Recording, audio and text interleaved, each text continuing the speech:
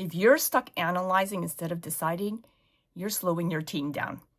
Here's how to decide faster and with more confidence.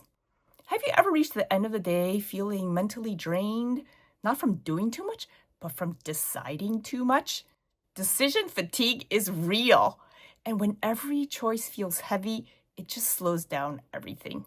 Leadership is a constant flow of choices: hiring, strategy, priorities, direction. But the more decisions you make, the less clarity you have left for the ones that really matter. The problem isn't a lack of wisdom, it's a lack of bandwidth. Slow decisions stall progress, frustrate teams, and create uncertainty. And your role as a leader isn't to make every decision, it's to make the right ones quickly and confidently.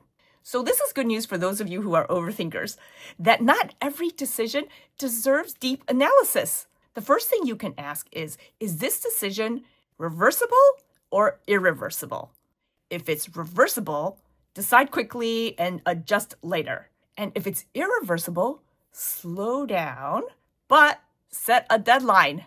Clarity beats caution.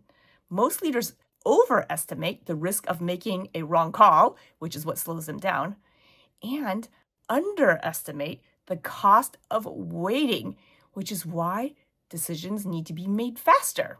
So a clear process removes this hesitation. So try this simple framework. First of all, define. This is where you define the problem. What are you actually deciding? And clarify what outcome matters most. You're talking about the problem and then what outcome you want to get to that would define success. The second one is decide. Here you set 2 to 3 decision filters. What must be true for this to work? What are the non-negotiables that we must meet? The third one is commit. This is when you actually make the decision and then you commit to it. You don't reopen this decision unless something changes. And the last one is tweak. I'm not saying that nothing can change, but it is helpful to think of reversible decisions as experiments, as something that you're trying out to see if it works and to make tweaks along the way. You do need to commit to a decision. You don't want to be causing constant whiplash to your team by changing your mind all the time. Sometimes you need to set some kind of time frame or deadline so that it's time to reevaluate and see if this is still the best course of action or if some kind of shift needs to happen. So commit by staying in the same direction, but tweak in how you go about accomplishing that. Now, decision bottlenecks often start at the top.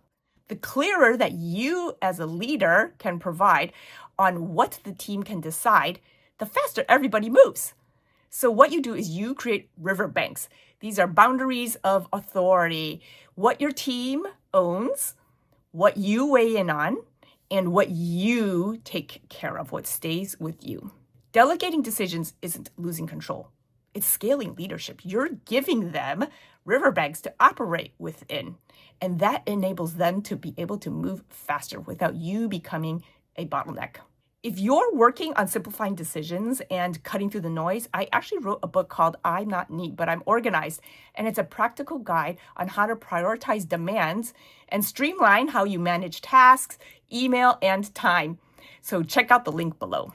Fast decisions come from clarity, not pressure. Progress depends less on perfect answers and more on consistent direction. You don't need to overthink every decision to lead well. Decide clearly and adjust quickly. Clarity builds confidence, and confidence creates momentum. And that's how you become a more effective and productive leader.